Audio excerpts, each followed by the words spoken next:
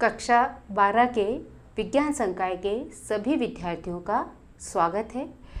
आप सब किसी कारणवश अपनी पहली परीक्षा में सफल नहीं हो पाए हैं, कोई बात नहीं। अब उसके लिए आपको एक और मौका मिल रहा है और आप सभी से ये अनुरोध है कि आप अब की बार आप बहुत अच्छी तैयारी करें। उसके लिए हम लोग भी कुछ प्रयास कर रहे हैं और जिस योजना के अंतर्गत रुक जाना नहीं की योजना के अंतर्गत जो आपने अपनी भी परीक्षा पुनः दे रहे हैं, उसके लिए हम लोगों ने कुछ आपके लिए जो विषय से संबंधित जितना भी हमारी विषय वस्तु है वो तैयार करी है। मैं झीनी सक्सेना। आज हम रसायन विज्ञान के बारे में बात करेंगे। उसका पहला अध्याय है विलयन और उसके बाद जो अध्याय है वो है विद्युत रसायन, जिसमें कि हमको बहुत ज़्यादा परेशानी आती है थोड़ा सा उसको समझने में और पढ़ने में। तो उसी को थोड़े सारांश में और थोड़ा और सरल तरीके से हमने इसको समझाने का प्रयास किया है। अंक योजना के आधार पर यदि आप देखेंगे तो विद्युत रसायन वाले अध्याय में से आपको लगभग जो हैं 7 नंबर के प्रश्न आएंगे, जिसमें वस्तुनिष्ठ प्रश्न भी रहेंगे, 2 अंक के प्रश्न रहेंगे और 4 अंक के 3 अंक के किसी भी से भी प्रश्न आ सकते हैं। तो आप अपनी तैयारी इस तरह से करिए जिससे कि आप इस अध्याय में अधिक से अधिक अंक प्राप्त कर सकें। बच्चों, जो विद्युत रसायन वाला अध्याय है इसके 4 आप वीडियोस देखेंगे, जिसमें आपके जो इस अध्याय के सारा विषय वस्तु है वो पूरी तरह से समाहित है। आप इन 4 वीडियो को ज़रूर देखिए और इससे लाभान्वित होइए। इस अध्याय में जो रासायनिक बलगतिकी का अपन अध्ययन कर रहे हैं, इसके अध्ययन बिंदु इन पे एक बार प्रकाश डालते हैं। क्या क्या पढ़ना है। पहला पॉइंट है परिभाषा, रासायनिक बलगतिकी क्या है ये पढ़ेंगे। दूसरा पॉइंट है अभिक्रिया वेग के आधार पर अभिक्रियाएं। तीसरा पॉइंट है रासायनिक अभिक्रिया की दर। चौथा पॉइंट है तात्कालिक दर। पांचवा पॉइंट है अभिक्रिया की दर प्रदर्शित करने की विधियां। और हमारा जो लास्ट पॉइंट है इसमें अभिक्रिया की दर को प्रभावित करने वाले कारक। चलिए बच्चों, शुरू करते हैं रासायनिक बलगतिकी। सबसे पहले हम ये देखेंगे कि रासायनिक बलगतिकी क्या है। इसकी परिभाषा पे अपन देखेंगे। बलगतिकी शब्द जो है बच्चों यहाँ पे, ये एक ग्रीक भाषा के शब्द से व्युत्पन्न हुआ है। काइनेसिस से हुआ है, जिसका अर्थ होता है गति।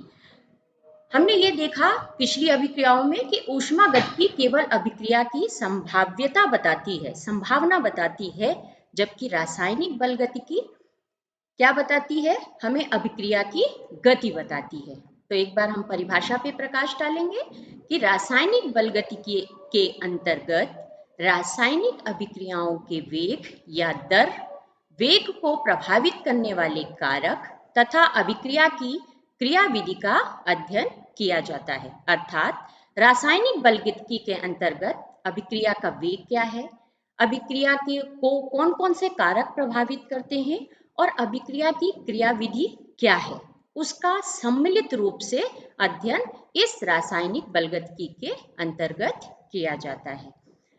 आइए देखते हैं कि अभिक्रिया के वेग के आधार पर अभिक्रियाएं कितने प्रकार की होती हैं। तो यहाँ पे हम देखते हैं कि अभिक्रिया के वेग के आधार पर 3 वर्गों में अभिक्रियाओं को विभाजित किया जा सकता है। कौन कौन सी है, आइए देखें। पहली है ताक्षणिक अभिक्रियाएं। ताक्षणिक जैसा कि नाम से ही स्पष्ट है, ताक्षणिक यानी तेज। परिभाषा देखें, वे अभिक्रियाएं जो तीव्र गति से संपन्न होती हैं। सामान्यतः इन अभिक्रियाओं में आयनिक अभिक्रियाएं भाग लेती हैं। ये पॉइंट यहाँ बहुत महत्वपूर्ण है कि जो ताक्षणिक अभिक्रियाएं होती हैं उसमें आयनिक अभिक्रियाएं भाग लेती हैं। इन्हें आप नोट करिए। और इन अभिक्रियाओं को पूर्ण होने में लगभग 10 की पावर -14 से 10 की पावर -16 यानी 10 की पावर -14 से 10 की पावर -16 सेकेंड से भी कम समय लगता है। अर्थात ऐसी अभिक्रियाएं जो बहुत ही तीव्रता के साथ संपन्न होती हैं वो कहलाती हैं ताक्षणिक अभिक्रियाएं। तो यहाँ पे कौन सी अभिक्रिया भाग लेती है, आयनिक अभिक्रिया। आइए उदाहरण देखते हैं।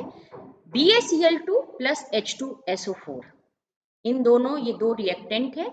इन दोनों रिएक्टेंट में जैसे ही हम BaCl2 में H2SO4 मिलाते हैं तुरंत BaSO4 का श्वेत अवक्षेप प्राप्त होता है। ये जो एरो दिख रहा है बच्चों, ये अवक्षेप है, मतलब BaSO4 यहाँ पे अवक्षेपित हो जाता है +2HCl।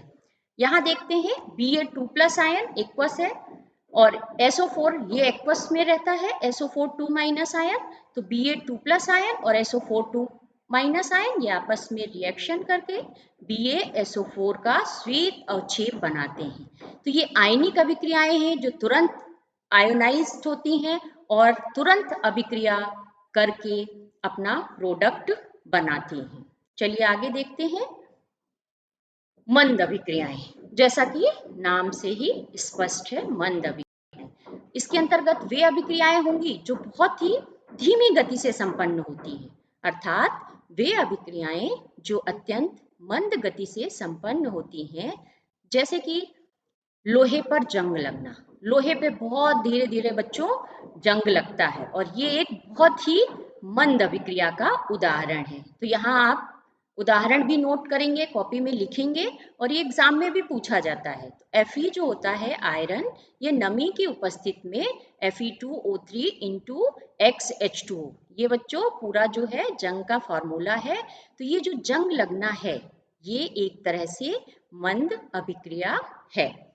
तीसरे प्रकार की जो अभिक्रिया है बच्चों वो मध्यम अभिक्रियाएं हैं। मध्यम अभिक्रियाएं जैसा कि नाम से ही स्पष्ट है कि जो ना तो तीव्र होंगी और ना ही मंद होंगी, उनका जो बीच का भाग होगा वो उस तरह से संपन्न होंगी, अर्थात वे अभिक्रियाएं जो कमरे के ताप पर संपन्न होती हैं, सामान्यतः ये अभिक्रियाएं आणविक प्रकृति की होती हैं। यहाँ ये पॉइंट महत्वपूर्ण है, ये अभिक्रियाओं की प्रकृति कैसी होती है, आणविक प्रकृति की होती है। उदाहरण, जैसे पहला उदाहरण हम देखें, एस्टर का जल अपघटन।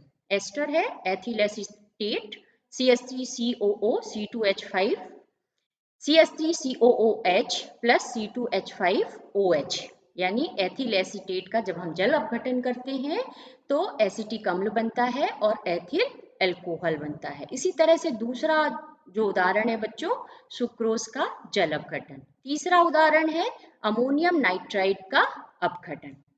चलिए आगे देखते हैं। अब रासायनिक अभिक्रिया की दर क्या है? दर से ही जैसे समझ में आ रहा है, नाम से ही स्पष्ट है कि रासायनिक अभिक्रिया की क्या स्पीड है, कैसे वो रिएक्टेंट आपस में क्रिया करते हैं। तो यहाँ हम इसको देखते हैं कि किसी रासायनिक अभिक्रिया की दर इकाई समय अंतराल में अभिकारक अथवा उत्पाद के सांद्रण में परिवर्तन के बराबर होती है, अर्थात जो अभिक्रिया की दर है उसे हम प्रदर्शित करते हैं कि अभिकारक के सांद्रण में कमी या कि उत्पाद के सांद्रण में वृद्धि। आइए गणितीय व्यंजक देखते हैं, ये बहुत ही महत्वपूर्ण पॉइंट है बच्चों, इसको नोट करिए अच्छे से। अभिक्रिया की दर को दो तरह से हम प्रदर्शित कर सकते हैं। कैसे कर सकते हैं कि किसी भी अभिक्रिया के सांद्रण में कमी की दर, मतलब कोई भी अभिकारक के सांद्रण में कमी जो होती है वो अभिक्रिया की दर को प्रदर्शित करती है, या किसी भी एक उत्पाद के सांद्रण में वृद्धि की दर को हम अभिक्रिया दर के रूप में प्रदर्शित कर सकते हैं। आइए देखते हैं। R is equal to P। R is the reactant मतलब अभिकारक और P इज द प्रोडक्ट अथवा उत्पाद। आइए देखते हैं। अब अभिक्रिया R का 1 मोल उत्पाद P का 1 मोल बनता है यदि T1 समय पर R का सांद्रण R1 और P का सांद्रण, P मतलब प्रोडक्ट उत्पाद का सांद्रण P1 है, तो T2 समय पर R का सांद्रण क्या होगा बच्चों, R2। ये जो कोष्टक दिख रहा है ये सांद्रण को प्रदर्शित करता है। अब देखते हैं P का सांद्रण T2 समय पे कितना हो जाएगा, P2 हो जाएगा। तो जो समय परिवर्तन है, ये डेल्टा जो लिया है बच्चों, ये परिवर्तन को प्रदर्शित करता है। तो जो समय परिवर्तन होगा delta T is equal to T2 minus T1। इसी तरह से delta R is equal to R2 minus R1। इसी तरह से delta P is equal to P2 minus P1। तो यहाँ हम देख रहे हैं कि ये अभिकारक में परिवर्तन की दर, ये उत्पाद में परिवर्तन की दर। अब आगे देखते हैं बच्चों। अब देखते हैं कि अभिक्रिया की दर हमें निकालनी है। तो R के विलुप्त होने की दर, अर्थात जो रिएक्टेंट है वो किस दर से विलुप्त हो रहा है, उसका क्या फॉर्मूला होगा? R के सांद्रण में कमी डिवाइडेड बाय सांद्रण के परिवर्तन में लगा समय। तो R के सांद्रण में कमी हमने पिछले उसमें देखा कि क्या होता है, सांद्रण में परिवर्तन minus delta R divided by delta T। बच्चों एक चीज हम यहाँ ये बताना चाहेंगे कि यहाँ जो माइनस साइन है ये सांद्रण में कमी को प्रदर्शित करता है, और जब कभी भी अभिकारक का हम लिखेंगे दर तो यहाँ माइनस साइन प्रदर्शित करेंगे। तो R के सांद्रण में कमी डिवाइडेड बाय सांद्रण के परिवर्तन में लगा समय इज इक्वल टू, इसे हम कैसे गणितीय रूप से लिख सकते हैं, minus delta R upon delta T। अब इसी तरह से P के उत्पन्न होने की दर, P मीन्स उत्पाद के उत्पन्न होने की दर को हम कैसे लिख सकते हैं, P के सांद्रण में वृद्धि। चूंकि जब रिएक्टेंट आपस में क्रिया करेंगे तो धीरे धीरे अभिकारक के सांद्रण में कमी होगी और उत्पाद के सांद्रण में वृद्धि होगी। तो यहाँ उसी संदर्भ में है कि P के सांद्रण में वृद्धि होगी डिवाइडेड बाय सांद्रण के परिवर्तन में लगा समय। जैसा कि अभी अपने पिछले उसमें देखा गणितीय रूप में कि अब यहाँ प्लस साइन आएगा। क्यों आएगा बच्चों? क्योंकि यहाँ वृद्धि हो रही है। तो plus delta P divided by delta T। चलिए आगे देखते हैं। अब अभिक्रिया की दर की इकाई, ये भी महत्वपूर्ण है और ये भी एग्जाम में 1 नंबर के क्वेश्चन में पूछा जाता है और बच्चे अक्सर गलत कर देते हैं। तो अभिक्रिया की दर की इकाई क्या होगी? मोल प्रति लीटर प्रति सेकेंड। इसे इस तरह से भी प्रदर्शित कर सकते हैं, mole litre inverse second inverse. आइए अब अगले पॉइंट पे चलते हैं। अगला जो हमारा अध्ययन का बिंदु है वो है तात्क्षणिक या तात्कालिक दर। अब तात्कालिक दर क्या होती है ये समझेंगे। तो किसी विशेष क्षण पर निकाली गई अभिक्रिया की दर को तात्कालिक या तात्क्षणिक दर कहते हैं। एक निश्चित समय पे जो अभिक्रिया की दर को हम निकालते हैं बच्चों, उसे कहते हैं हम तात्कालिक या तात्क्षणिक दर। किसी अभिक्रिया की दर को अधिक यथार्थ रूप में दर्शाने के लिए उसकी तात्कालिक दर अधिक यथार्थ मान प्रस्तुत करती है। अर्थात यहाँ कहने का तात्पर्य यह है कि यदि हम किसी भी रासायनिक अभिक्रिया की दर को प्रस्तुत करते हैं तो उसके यथार्थ रूप में हम किस रूप में प्रदर्शित करेंगे? तात्कालिक दर के रूप में प्रदर्शित करेंगे। आइए आगे देखते हैं। अब इसका व्यंजक क्या है, ये भी प्रश्न आता है। तो इसे हम अति लघु समय अंतराल अर्थात dt, डेल्टा t शून्य की ओर अग्रसर हो जब, तो यहाँ अति लघु समय अंतराल dt के लिए औसत वेग द्वारा प्राप्त कर सकते हैं। R औसत वेग बराबर क्या हो जाएगा? Minus delta R divided by delta T या delta P divided by delta T। जब T डेल्टा T किधर अग्रसर है बच्चों? 0 की ओर अग्रसर है। अर्थात R जो है तात्क्षणिक क्या निकलेगा? Minus D R upon D T is equal to D P upon D T. अर्थात तात्क्षणिक दर को हम कैसे प्रदर्शित करेंगे?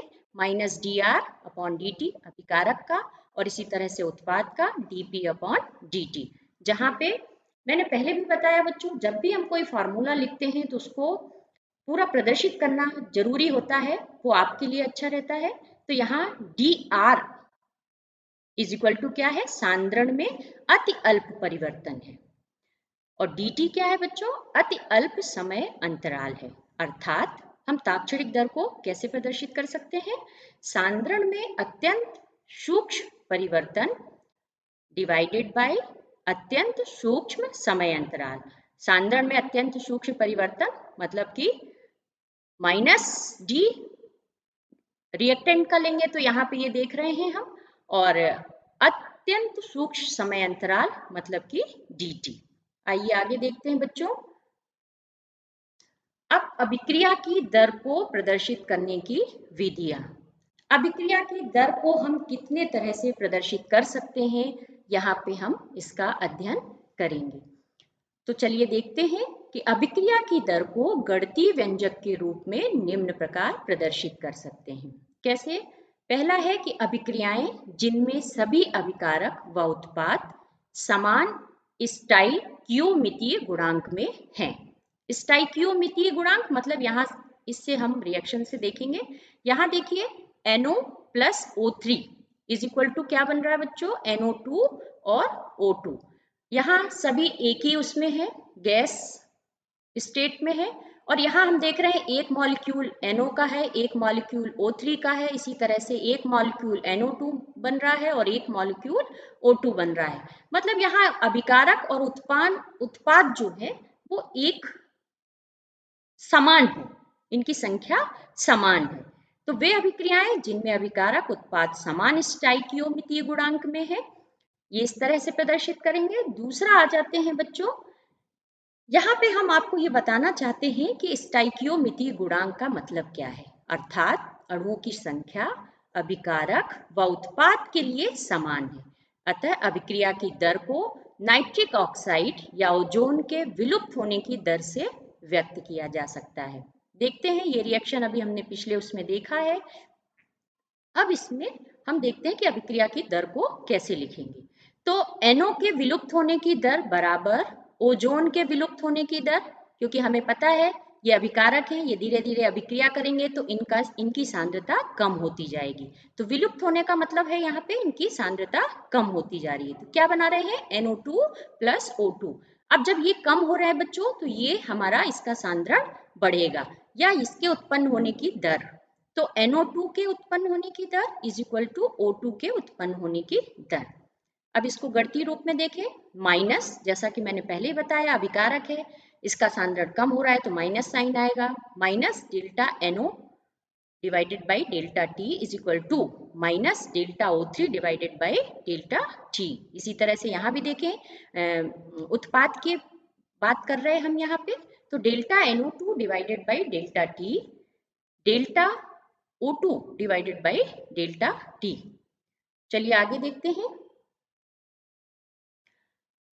अब देखते हैं उसमें तो समान स्टाइकियोमीतीय गुणांक था, अब इसमें देखते हैं दूसरे वे प्रकार की जिसमें अभिकारक उत्पादों के भिन्न स्टाइकियोमीतीय गुणांक वाली अभिक्रिया होती है। उदाहरण कैसा है, जैसे H2 plus I2 is equal to 2HI। अब यहाँ हम देख रहे हैं कि जो H है, H भी एक है, I भी एक है, और बन क्या रहा है बच्चों हमारा 2HI। यहाँ यानी दुगना उत्पादन हो रहा है HI का। तो H व I की यानी हाइड्रोजन व आयोडीन के विलुप्त होने की दर समान है, परंतु HI के उत्पन्न होने की दर इसकी तुलना में दुगनी है, जैसा कि ये समीकरण से ही स्पष्ट है और मैंने आपको अभी समझाया है।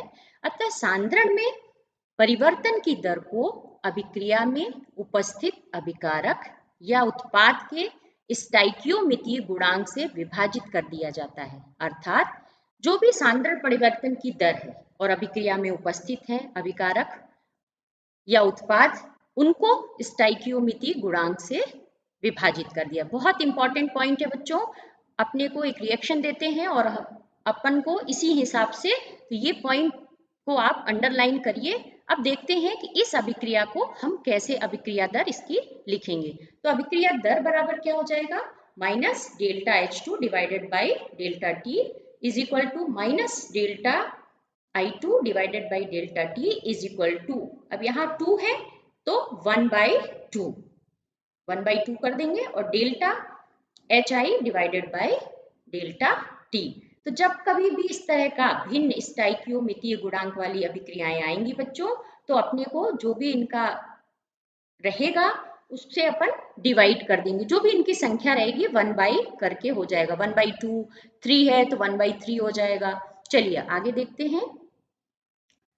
अब आता है हमारा बहुत ही महत्वपूर्ण इस अध्याय का टॉपिक, अभिक्रिया की दर को प्रभावित करने वाले कारक, जिसका कि अध्ययन हम बलगतिकी में करते हैं। अब अभिक्रिया की दर कैसे प्रभावित होगी, कब तेज होगी, कब धीमी होगी, तो यहाँ पे बच्चों ये 4 कारक आपको दिखाई दे रहे हैं जो कि महत्वपूर्ण कारक हैं, जो किसी भी रासायनिक अभिक्रिया की दर को प्रभावित करते हैं। अब अभिक्रिया की दर को प्रभावित करने वाले कारक कौन कौन से हैं, सांद्रण, ताप, उत्प्रेरक और विकिरण। आइए अब इनका हम अध्ययन करते हैं कि ये किस तरह से किसी भी रासायनिक अभिक्रिया को प्रभावित करते हैं। रासायनिक अभिक्रिया की दर इनकी उपस्थिति में बढ़ती है या घटती है। सबसे पहला कारक जो है बच्चों वो है अभिकारकों का सांद्रण। अभिकारकों का सांद्रण का मतलब ये है कि अभिकारक जो आपस में अभिक्रिया करके उत्पाद बनाते हैं उनका सांद्रण यदि हम बढ़ा दें या हम घटा दें तो क्या रासायनिक अभिक्रिया की दर पर प्रभाव पड़ेगा। तो चलिए देखते हैं कि किसी भी अभिक्रिया का वेग क्रियाकारकों की सांद्रण के समानुपाती होता है। अर्थात बच्चों यहाँ ध्यान दीजिए कि किसी भी अभिक्रिया का वेग जो होता है वो कैसे बढ़ता है, उसके समानुपाती होता है सांद्रण के क्रियाकारकों के। और अभिकारकों का सांद्रण बढ़ाने पर अभिक्रिया की दर में वृद्धि होती है। नेचुरली है बच्चों कि यदि हम क्रियाकारकों के सांद्रण के समानुपाती होगा किसी भी अभिक्रिया का वेग, तो जैसे जैसे सांद्रण बढ़ेगा अभिक्रिया की दर में वृद्धि होती जाएगी। यहाँ देखिए मैंने लिखा है कि अभिक्रिया का वेग जो है rate of reaction is directly proportional to concentration of reactants. तो यहाँ मतलब अभिक्रिया का वेग समानुपाती होता है किसके, अभिकारकों के सांद्रण के। ये समानुपाती का चिन्ह है बच्चों। और जब ये बढ़ेगा, अभिक्रिया का वेग कब बढ़ेगा, जब ये बढ़ेगा तो अभिकारकों का सांद्रण जितना ज्यादा होगा अभिक्रिया का वेग उतना ही तेज होगा। आइए देखते हैं दूसरा कारक क्या है। दूसरा जो महत्वपूर्ण कारक है बच्चों वो है अभिक्रिया का ताप। ताप बढ़ाने पर अभिक्रिया का वेग बढ़ता है। नेचुरली है कि अभिक्रिया में जो अणु होंगे वो आपस में टकराते हैं और जिससे उनकी वेग बढ़ता है। तो जितना ज्यादा ताप होगा अभिक्रिया का वेग उतना ही ज्यादा होगा। इसमें भी जो अभिक्रिया का वेग है वो डायरेक्टली प्रोपोर्शनल होता है ताप से। अर्थात जैसे जैसे हम ताप को बढ़ाते जाएंगे बच्चों वैसे वैसे अभिक्रिया का वेग उसी दर से बढ़ता जाएगा। डायरेक्टली प्रोपोर्शनल जब भी कोई कारक होगा तो वो उस पर धनात्मक प्रभाव डालेगा। आइए देखते हैं तीसरा कारक क्या है, उत्प्रेरक की उपस्थिति। उत्प्रेरक की उपस्थिति में किसी रासायनिक अभिक्रिया की दर पर क्या प्रभाव पड़ता है। हम पिछली कक्षाओं में पढ़ चुके हैं कि उत्प्रेरक दो प्रकार के होते हैं, धनात्मक उत्प्रेरक और ऋणात्मक उत्प्रेरक। धनात्मक उत्प्रेरक वे होते हैं जो अभिक्रिया को बढ़ा देते हैं और ऋणात्मक उत्प्रेरक वे होते हैं जो किसी अभिक्रिया को धीमा कर देते हैं। तो आइए देखते हैं कि उत्प्रेरक अभिक्रिया की दर को बढ़ा या घटा सकते हैं। यानी किसी रासायनिक अभिक्रिया में यदि उत्प्रेरक उपस्थित है तो वो रासायनिक अभिक्रिया को प्रभावित करेगा। अब यहाँ पे दो तरह के हैं जैसा कि मैंने अभी आपको बताया कि धनात्मक उत्प्रेरक ये क्या करते हैं, रासायनिक अभिक्रिया की दर को, ये जो साइन ऊपर दिख रहा है बच्चों, ये ऊपर का साइन का मतलब है बढ़ा देना। तो धनात्मक उत्प्रेरक अभिक्रिया की दर को बढ़ा देते हैं और ऋणात्मक उत्प्रेरक किसी भी रासायनिक अभिक्रिया की दर को घटा देते हैं। तो हम अभिक्रिया के ऊपर निर्भर करता है कि कौन सा हम उत्प्रेरक उपयोग करें। ऋणात्मक करना है, यदि अभिक्रिया की दर को बढ़ाना है तो धनात्मक उत्प्रेरक उपयोग करेंगे, और यदि अभिक्रिया की दर को कम करना है तो हम ऋणात्मक उत्प्रेरक का उपयोग करेंगे। आइए देखते हैं अगला कारक क्या है बच्चों, विकिरण का प्रभाव। रेडिएशंस, बहुत इफेक्ट पड़ता है रेडिएशंस का किसी भी रासायनिक अभिक्रिया के संपन्न होने में। तो हम ये देखते हैं कि विकिरण का किसी रासायनिक अभिक्रिया की दर पर क्या प्रभाव पड़ेगा। तो विकिरण की उपस्थिति में अभिक्रिया दर प्रभावित होती है। यानी यदि प्रकाश की उपस्थिति में कोई रासायनिक अभिक्रिया होगी तो वो बढ़ जाएगी, अभिक्रिया की दर क्या होगी बच्चों, बढ़ जाएगी। उसी प्रकार से यदि प्रकाश की अनुपस्थिति में होगा तो वो अभिक्रिया की दर घट जाएगी। ये नीचे एरो का मतलब है घटना और ऊपर एरो का मतलब है बढ़ना। यदि प्रकाश की उपस्थिति में कोई रासायनिक अभिक्रिया होगी तो अभिक्रिया की दर बढ़ेगी, और यदि प्रकाश की अनुपस्थिति में होगी तो अभिक्रिया की दर घटेगी। पांचवा जो कारक है वो क्रिया कारकों की प्रकृति है। क्रिया कारकों की प्रकृति का मतलब है कि क्रिया कारक रिएक्टेंट जो अभिकारक हैं जो आपस में क्रिया करते हैं उनकी प्रकृति कैसी है, सरल अणु है कि जटिल अणु है। तो नेचुरली है कि यहाँ पे उनकी प्रकृति अभिक्रिया की दर को प्रभावित करेगी। यानी क्रिया कारक की प्रकृति जो है वो अभिक्रिया दर को प्रभावित करती है। तो यहाँ हम देख रहे हैं ये सरल अणुओं में जो सिंपल अणु होंगे, सरल अणुओं की अभिक्रिया दर क्या होती है बच्चों? बढ़ती है। और जो जटिल अणु होते हैं वो उनकी अभिक्रिया दर क्या होती है? वो घट जाती है। अर्थात सरल अणु यदि रासायनिक अभिक्रिया में भाग ले रहे हैं तो रासायनिक अभिक्रिया की दर बढ़ जाएगी, और यदि जटिल अणु ले रहे हैं, कई सारे अणु आपस में भाग ले रहे हैं, तो रासायनिक अभिक्रिया की दर घट जाएगी। आशा है बच्चों अभी जो आपको पढ़ाया गया है वो आपको समझ में आया होगा, और आप इसको अपनी कॉपी में नोट भी करते चले होंगे। और इसके साथ ही साथ आपको एनसीईआरटी की अभ्यास पुस्तक में बहुत सारे ऐसे प्रश्न दिए हैं जिसे आपको अध्ययन भी करना है, और यह अध्याय बहुत ही महत्वपूर्ण है परीक्षा के दृष्टिकोण से। आइए कुछ महत्वपूर्ण प्रश्नों पर यहाँ पे हम नजर डालते हैं और इन्हें आप अपनी कॉपी में भी लिखेंगे। पहला प्रश्न है जो ताक्षणिक व मंद अभिक्रियाएं उदाहरण सहित परिभाषित कीजिए। दूसरा है रासायनिक अभिक्रिया दर से आप क्या समझते हैं। तीसरा है तात्कालिक दर क्या है, और इसमें सूत्र भी आप लिख सकते हैं। इसी तरह से चौथा जो प्रश्न है वो है अभिक्रिया की दर को प्रभावित करने वाले कारक लिखिए। आशा है आप सभी अपनी कॉपी में नोट कर लिए होंगे। धन्यवाद बच्चों।